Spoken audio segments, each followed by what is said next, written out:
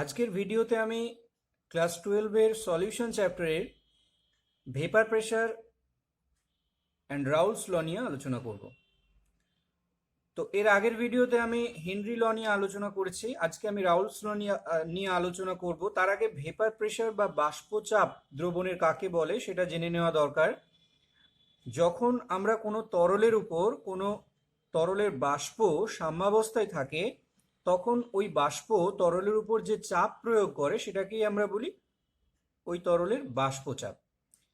সেটা যদি বিশুদ্ধ দ্রাবক হয় তাহলে দেখব যে বিশুদ্ধ দ্রাবকের বাষ্পচাপ দ্রবণের থেকে বেশি হয় বা দ্রবণের বাষ্পচাপ বিশুদ্ধ দ্রাবকের চেয়ে কম হয়। এর কারণ আমরা একটু এখানে ব্যাখ্যা করে দেবো যে কেন এটা হয়। কারণ বিশুদ্ধ দ্রাবকের মধ্যে আমরা দেখব উপরিতলে কেবলমাত্র দ্রাবক অণুগুলোই উপস্থিত থাকে, কিন্তু যখন একটা সমসত্ব মিশ্রণ তৈরি হয়ে যাচ্ছে কোনো অনুদ্বায়ী দ্রাবের, ধরে নিলাম সেটা চিনি বা ইউরিয়া বা যে কোনো অনুদ্বায়ী দ্রাবের যখন একটা দ্রবণ তৈরি করছি, তখন সেই দ্রাবের কণাগুলো দ্রাবকের সাথে সমসত্বভাবে মিশে যাচ্ছে এবং উপরিতলে আমরা দেখব যে দ্রাবের কণাগুলো উপস্থিত থাকছে দ্রাবকের কণার সাথে। তাই উপরিতলের ক্ষেত্রফল এখানে কমে যাচ্ছে এবং দ্রাবক কণাগুলির যে বাষ্পীভবনের হার সেটিও কমে যাচ্ছে, যার ফলে সাম্যাবস্থায় যে বাষ্প তৈরি হবে সেই বাষ্পের পরিমাণও কম হবে বা হ্রাস পাবে। সুতরাং দ্রবণের বাষ্পচাপ সেক্ষেত্রে হ্রাস পাবে। আমরা চলে যাব যে vapour pressure of solution and Raoult's law. আমরা রাউলস লটা আগে জানবো যে রাউলস লতে কি বলা হচ্ছে। একটা অনুদ্বায়ী দ্রাবক মানে একটা নন ভোলাটাইল কোনো সলিউট যখন একটা সলভেন্টের মধ্যে ডিজলভ করা হবে, সেক্ষেত্রে যে রাউলস ল সেটা আমি এখানে লিখেছি, vapour pressure of solution is equals two vapour pressure of pure solvent into mole fraction of solvent, যেটাকে আমরা P is equals to P not into x1 এটা দিয়ে রিপ্রেজেন্ট করতে পারি। তো সেক্ষেত্রে আমরা দেখতে পাচ্ছি যে vapour pressure of the solution, যেটাকে পি দিয়ে রিপ্রেজেন্ট করা হয়েছে, সেটা অ্যাকচুয়ালি কি হচ্ছে, vapour pressure of the solvent, pure solvent তার থেকে কম হচ্ছে। কারণ পিওর সলভেন্টকে আমরা এখানে কি দিয়ে গুণ করেছি, মোল ফ্র্যাকশন অফ দ্য সলভেন্ট, যেটা সবসময় একের কম। মোল ফ্র্যাকশন অলওয়েজ কি হয়, লেস দ্যান 1 হয়। আর যখন এটা 1 হয়ে যাবে সেটা অ্যাকচুয়ালি পিওর সলভেন্টকেই রিপ্রেজেন্ট করছে এবং তখন P is equals to P not হয়ে যাচ্ছে। তো একটা পিওর সলভেন্টের ক্ষেত্রে ভেপার প্রেশার যদি মোল ফ্র্যাকশন কি হয়ে যায়, 1 হয়ে যায়, কারণ সেখানে সলভেন্ট ছাড়া আর অন্য কোনো কম্পোনেন্ট নেই, সেক্ষেত্রে P is equals to P nought. আর যখনই আমি অন্য কোনো কম্পোনেন্ট সেখানে ডিজলভ করব, সেটা হতে পারে ইউরিয়া, হতে পারে চিনি বা এরকম কোনো নন ভোলাটাইল সলিউট, যখন আমি সেখানে ডিজলভ করব তখন তার মোল ফ্র্যাকশনটা কি হবে, মোল ফ্র্যাকশনটা লেস দ্যান 1 হয়ে যাবে এবং সেক্ষেত্রে তার সলিউশনটার ভেপার প্রেশার কি হয়ে যাবে, পিওর সলভেন্টের ভেপার প্রেশারের থেকে কম হয়ে যাবে। সো এটাই ছিল রাউলস ল। আবার আমরা দেখব যে রাউলস লকে দুটো নন ভোলাটাইল লিকুইডের সলিউশনের জন্য যখন আমরা অ্যাপ্লাই করব, তখন আমাদের সলিউট এবং সলভেন্ট দুজনেই ভেপারাইজ করবে, দুজনেরই ভেপার প্রেশার আমরা সেখানে দেখতে পাবো যে পিওর অবস্থায় যা ছিল সলিউশনে গিয়ে তার থেকে কমে গেছে। তো গিয়ে সেটা কি দাঁড়াচ্ছে, P1 is equals to P1 naught into x1, P2 is equals to P2 naught into x2। এখানে 1 ফর সলভেন্ট, 2 ফর সলিউট। তো আমরা যখন মিশ্রণের টোটাল চাপ বলবো ডাল্টনের আংশিক চাপ সূত্রের সাহায্যে, তখন সেটা কি আসবে, P is equals to P1 plus P2। আমরা P1 এর জায়গায় P1 not into x1 R P2 এর জায়গায় P2 নট ইন্টু x2 বসিয়ে দিলে আমাদের ফর্মুলাটা এটা চলে আসবে যে P equals to P1 not plus P1 not into x1 plus P2 not into x2। এখানে যদি আমরা x1 এর জায়গায় 1 মাইনাস x2 বসিয়ে দিই, কারণ মোল ফ্র্যাকশন আমি আগে পড়িয়েছিলাম আগের ভিডিওতে, সেখানে আমরা জানি যে সলিউট আর সলভেন্টের মোল ফ্র্যাকশন অ্যাড করলে অলওয়েজ কি হয়, 1 হয়। তাহলে x1 ইজ ইকুয়ালস টু কি হবে, 1 মাইনাস x2 হবে।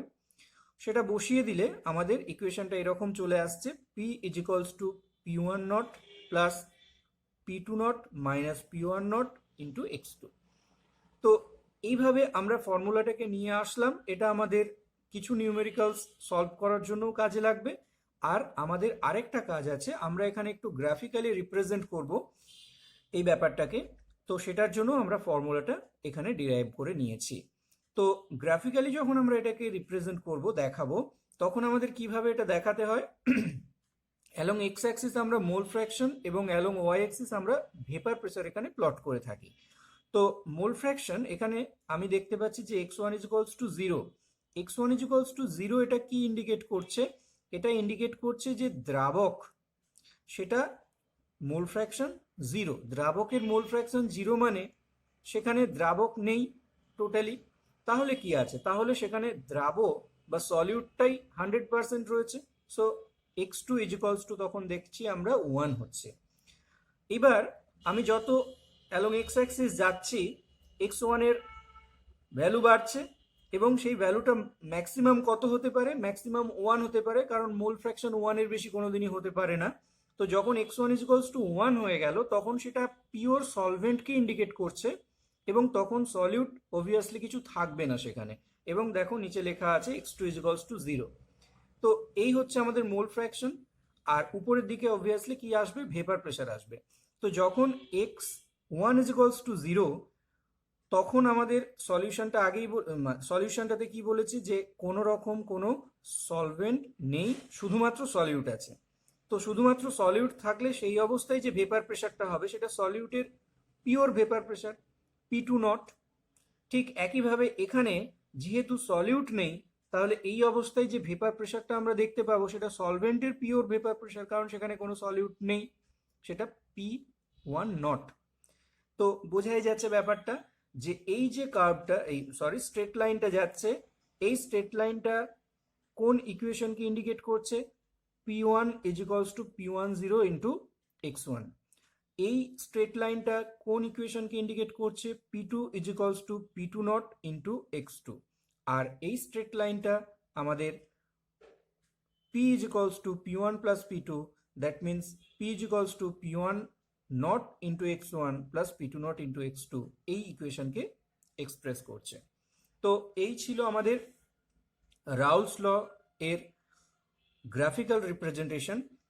আমরা এই যে Raoult's law for two non volatile liquids, দুটো নন ভোলাটাইল লিকুইডসের জন্য এই যে রাউলস লগুলো লিখলাম এবং তার গ্রাফিক্যাল রিপ্রেজেন্টেশনটা দেখলাম, তার একটা এক্সাম্পল আমি লিখেছি বেনজিন অ্যান্ড টলুইন। এছাড়া এন হেক্সেন, এন পেন্টেন, এদের ক্ষেত্রেও হতে পারে। তো এই যে আমি দুটো নন ভোলাটাইল লিকুইডের সলিউশনগুলো তৈরি করছি, যেগুলো রাউলস ল এক্স্যাক্টলি ফলো করছে, তাদেরকে আমরা বলি আইডিয়াল সলিউশন। তো এরকম আইডিয়াল সলিউশনগুলো আমরা দেখব যে কয়েকটা ক্রাইটেরিয়া আছে আইডিয়াল সলিউশনগুলো মানে আইডিয়ালি বিহেভ করার জন্য, এবং তাদের কিছু ক্যারেক্টারিস্টিক্স আছে, সেগুলো আমাদের জানতে হবে এবং সেগুলো পরীক্ষার জন্য ইম্পর্টেন্ট। আর অবভিয়াসলি তার সাথে সাথে নন আইডিয়াল সলিউশনেরও একটা ব্যাপার চলে আসবে, যেগুলো আমরা দেখব আইডিয়ালের মতো ক্যারেক্টারিস্টিক্স দেখাবে না, সেগুলো আমাদের জানতে হবে। তো আমরা এখন যেটা নিয়ে আলোচনা করব সেটা হচ্ছে ideal and non ideal solution. Ideal সলিউশনের ক্ষেত্রে আমরা যেটা দেখতে পাবো যে এক্স্যাক্টলি তারা রাউলস ল মেনে চলবে, যেটা আমরা লিখেছিলাম, যা যা ব্যাপারগুলো আমরা এর আগে লিখেছিলাম, এর আগে দুটো নন ভোলাটাইল লিকুইডসের সলিউশনের জন্য যে ব্যাপারগুলো আমরা লিখেছিলাম, সেগুলো সবই কিন্তু তারা এক্স্যাক্টলি ফলো করবে। কিন্তু সেখানে আমরা নন আইডিয়াল সলিউশনের ক্ষেত্রে দেখব রাউলস ল ফলো করবে না। আমরা আইডিয়াল সলিউশনের আর যে ক্যারেক্টারিস্টিক্সগুলো আছে সেগুলো একটু বলে নিই। আমরা দেখব নন আইডিয়াল সলিউশনের ক্ষেত্রে সেগুলো কি হবে? পুরো উল্টো হবে। এখানে আমরা দেখব যে AB interactions are nearly equal to AA or and BB interactions। এখানে AB interaction বলতে কি বোঝানো হয়েছে? আমরা যখন একটা সলিউশন তৈরি করছি তখন সলিউট আর সলভেন্ট দুজনে সেখানে কি হচ্ছে, মিক্স হচ্ছে হোমোজিনিয়াসলি। তো সলিউট আর সলভেন্টের মধ্যে নতুন করে ইন্টারাকশন যেটা তৈরি হচ্ছে সেটাকে আমরা এবি ইন্টারাকশন বলছি। তো সলিউট আর সলভেন্টের মধ্যে যে ইন্টারাকশনটা, সেই ইন্টারাকশনটা সলিউটগুলোর মধ্যে বা সলভেন্টগুলোর মধ্যে যে ইন্টারাকশন ছিল আগে তার সাথে প্রায় ইকুয়াল। সেক্ষেত্রে আমরা দেখব সেটা আইডিয়ালি বিহেভ করবে এবং আইডিয়াল সলিউশনের মতো আচরণ করবে। কিন্তু সেটা যদি না হয়, যদি আমরা দেখি যে সলিউট আর সলভেন্টের মধ্যে ইন্টারাকশনটা তাদের যে আগের ইন্টারাকশন ছিল সলভেন্ট বা সলিউট তার থেকে কম বা বেশি হয়, তাহলে কিন্তু সেটা আইডিয়ালি বিহেভ করবে না এবং সেটাকে আমরা নন আইডিয়াল সলিউশন বলবো। তাহলে বিষয়টা বোঝা গেছে, এখানে সলিউট এবং সলভেন্ট মলিকিউলগুলোর মধ্যে যে ইন্টারাকশনটা ছিল তাদের পিওর স্টেটে, আমরা দেখব যে সলিউশনের মধ্যে যাওয়ার পর তাদের দুজনের মধ্যে যে ইন্টারাকশন, মানে সলিউট সলভেন্টের মধ্যে যে ইন্টারাকশনটা তৈরি হচ্ছে সেটা বিভিন্ন রকম আকর্ষণ বল হতে পারে, ইন্টারমলিকুলার ফোর্স অনেক রকমের রয়েছে। সেখানে ইন্টারমলিকুলার ফোর্সের মধ্যে ইন্টারমলিকুলার হাইড্রোজেন বন্ড হতে পারে বা অ্যানাদার যে কোনো ফোর্স হতে পারে। সেই ফোর্সের আমরা যদি দেখি তারতম্য ঘটে, সেখানে যদি ইন্টারমলিকুলার ফোর্সটা ভ্যারি করে, তাহলেই সেটা নন আইডিয়াল সলিউশন হবে। এবং ভ্যারি করার অর্থ দুরকম হতে পারে, সেখানে কমও হতে পারে, সেখানে বেশিও হতে পারে। সলিউট সলভেন্টের মধ্যে ইন্টারাকশনটা সেখানে যদি কম হয়, তাহলে আমরা দেখব যে নন আইডিয়াল সলিউশনটা হচ্ছে তারা পজিটিভ ডেভিয়েশন শো করছে। আবার যদি সলিউট সলভেন্টের মধ্যে যে ইন্টারাকশন তৈরি হলো সেটা যদি তাদের আগের ইন্টারাকশন যেটা পিওর স্টেটে ছিল তার থেকে বেশি হয়, তখন আমরা দেখব নেগেটিভ ডেভিয়েশন তারা শো করছে। তো পজিটিভ আর নেগেটিভ ডেভিয়েশনে কি হয় সেটাও আমি আলোচনায় যাব। তার আগে আরও দুটো আমার ক্যারেক্টারিস্টিক্স বলা হয়নি। তো সেখানে থার্ড ক্যারেক্টারিস্টিক্স আইডিয়াল সলিউশনের জন্য আমি লিখেছি কি del V mixing is equals to 0, আর ফোর্থ ক্যারেক্টারিস্টিক্সে del H mixing equals to 0। এখানে ডেল ভি মিক্সিং ব্যাপারটা কি না, আমি যখন দ্রবণটা তৈরি করছি তখন আমরা দেখব যে তাদের মিশ্রণের ফলে যে আয়তনের পরিবর্তন সেটা হবে না। অর্থাৎ উৎপন্ন দ্রবণের যে আয়তন সেটা উপাদানগুলোর মোট আয়তনের সমান হবে। অর্থাৎ আমি যদি সহজভাবে বলি যে 1 লিটার টলুইন আর 1 লিটার আমি যদি বেনজিন মিক্স করি, তাহলে উৎপন্ন দ্রবণের আয়তন কত হবে? 2 লিটার হবে। এটা খুবই ইজি একটা কথা, সেটা আইডিয়াল সলিউশনের জন্য প্রযোজ্য। কিন্তু নন আইডিয়াল সেটা হবে না। নন আইডিয়ালে দেখবো যে del V mixing is not equals to 0, মিশ্রণের ফলে ভলিউমের কিন্তু একটা পরিবর্তন হবে, সেটা ইকুয়ালস টু 0 হবে না, সেটা নট ইকুয়ালস টু 0 হবে। দ্যাট মিনস পরিবর্তনটা হবে। এটা ডেল ভি মিক্সিং মানে মিক্সিং এর ফলে আয়তনের পরিবর্তন। আর ডেল এইচ মিক্সিং মানে মিশ্রণের ফলে তাপের পরিবর্তন। তাপের উদ্ভব বা শোষণ যে কোনো একটা ঘটনা ঘটলে আমরা বলবো যে del H mixing is not equals to 0, আর না ঘটলে সেটার কোনো পরিবর্তন হয়নি, তাহলে del H mixing is equals to 0। তাহলে আইডিয়াল সলিউশন যখন আমরা তৈরি করছি তখন তাপের কোনো উদ্ভব বা শোষণ কিছুই হবে না, কিন্তু নন আইডিয়াল সলিউশনের ক্ষেত্রে সেটা হবে এবং সেক্ষেত্রে del H mixing is not equals to 0। এখানে আরও একটা কোশ্চেন আমরা দেখতে পাই বিভিন্ন কোশ্চেন পেপারে, বা এটা কম্পিটিটিভ এক্সামেও আগে এসেছে জয়েন্ট এন্ট্রান্সে। ডেল এস মিক্সিং এর ক্ষেত্রে কি হয়? তো নন আইডিয়াল সলিউশনের ক্ষেত্রে আমরা ডেল এস মিক্সিং বা আইডিয়াল সলিউশনের ক্ষেত্রে del S mixing, S for entropy, এন্ট্রপির কি পরিবর্তন হয়? আমরা এরকম অনেকে ভেবে নিতে পারি যে এখানে যেমন আয়তনের পরিবর্তন হলো না, এনথালপির পরিবর্তন হলো না, আইডিয়াল সলিউশনের ক্ষেত্রে বোধহয় এন্ট্রপিরও কোনো পরিবর্তন হবে না, অর্থাৎ ডেলেস মিক্সিংও বোধহয় এখানে 0 হবে। কিন্তু অ্যাকচুয়ালি তা নয়, আমরা এন্ট্রপির পরিবর্তন কিন্তু আইডিয়াল হোক নন আইডিয়াল হোক সব ক্ষেত্রেই পাবো। তাই ডেলেস মিক্সিং এখানে কিন্তু নট ইকুয়ালস টু 0, তার মানে এন্ট্রপির পরিবর্তনটা হবে, এখানে হবে না আইডিয়াল সলিউশনে, এটা কিন্তু ভাবাটা ভুল। আবার নন আইডিয়ালের ক্ষেত্রেও সেটা হবে, নন আইডিয়ালের ক্ষেত্রেও del S mixing not equals to zero, এন্ট্রপির পরিবর্তন হবে। মিশ্রণ ঘটলে এন্ট্রপির পরিবর্তন তো অবশ্যই হবে। সো এখানে দুই ক্ষেত্রেই কিন্তু ডেল এস মিক্সিংটা নট ইকুয়ালস টু জিরো হবে। আর যেটা আমি বলেছিলাম পজিটিভ এবং নেগেটিভ ডেভিয়েশনের কথা, এখানে নট ইকুয়ালস টু বলেছি মানে এটা দু রকম হতে পারে, আইদার গ্রেটার হতে পারে অর লেস হতে পারে। তো গ্রেটার দ্যান জিরো হতে পারে বা লেস দ্যান জিরো হতে পারে।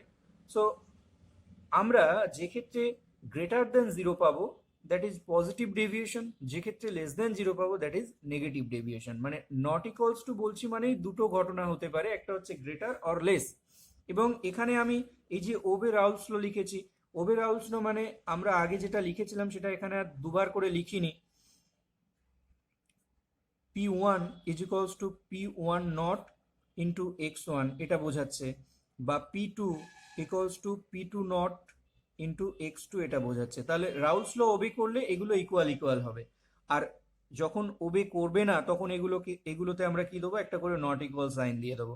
তো নট ইকুয়াল কার ক্ষেত্রে, নন আইডিয়ালের ক্ষেত্রে। এবং নট ইকুয়াল মানেটা কি, নট ইকুয়াল মানে সমান নয়, সেক্ষেত্রে দুটো ঘটনা হতে পারে, either P1 is greater than P1 not into x1 or P1 is less than P1 not into x1। তো গ্রেটার কখন, লেস কখন, বেশি কখন হবে, কম কখন হবে। যারা পজিটিভ ডেভিয়েশন দেখায় যে সলিউশনগুলো, যে নন আইডিয়াল সলিউশনগুলো, তাদের ক্ষেত্রে গ্রেটার দেন পাবো। আর যে সলিউশনগুলো নেগেটিভ ডেভিয়েশন দেখায় তাদের ক্ষেত্রে আমরা লেস দেন পাবো। দুটো উদাহরণ আমি দিয়েছি। তো সেক্ষেত্রে আমরা আগেই বলেছিলাম যে এই ডেভিয়েশনটার মূল কারণ কি, এই ডেভিয়েশনটার মূল কারণ হচ্ছে ইন্টারঅ্যাকশন। আমরা দেখব যে সলিউট এবং সলভেন্টের মধ্যে যে ইন্টারঅ্যাকশন, সেটা যদি তাদের পিওর অবস্থার ইন্টারঅ্যাকশনগুলো, অর্থাৎ পিওর অবস্থা মানে যখন তারা পিওর সলভেন্ট ছিল বা পিওর সলিউট ছিল, তখন তাদের যে ইন্টারঅ্যাকশন ছিল তার থেকে যদি কম হয়, তাহলে আমরা দেখব পজিটিভ ডেভিয়েশন তারা শো করছে। আর সলিউট সলভেন্টের ইন্টারঅ্যাকশনটা যদি তাদের পিওর স্টেজে যে ইন্টারঅ্যাকশন ছিল, মানে বিশুদ্ধ দ্রাবকের যে ইন্টারঅ্যাকশন ছিল, ইন্টারমলিকুলার ইন্টারঅ্যাকশনটা ছিল, বা বিশুদ্ধ দ্রাবের মধ্যে যে ইন্টারমলিকুলার ইন্টারঅ্যাকশনটা ছিল, তার থেকে যদি বেশি হয়, তাহলে আমরা দেখব সেক্ষেত্রে নেগেটিভ ডেভিয়েশন তারা শো করছে। এক্ষেত্রে আমরা উদাহরণগুলো দেখব ইথানল এবং অ্যাসিটোন, কার্বন ডাইসালফাইড এবং অ্যাসিটোন, এই ধরনের আরও অনেক উদাহরণ রয়েছে, আমি এখানে এগুলোই লিখেছি। তো এরকম সলিউশনগুলোর ক্ষেত্রে আমরা দেখব পজিটিভ ডেভিয়েশন দেখা যাচ্ছে।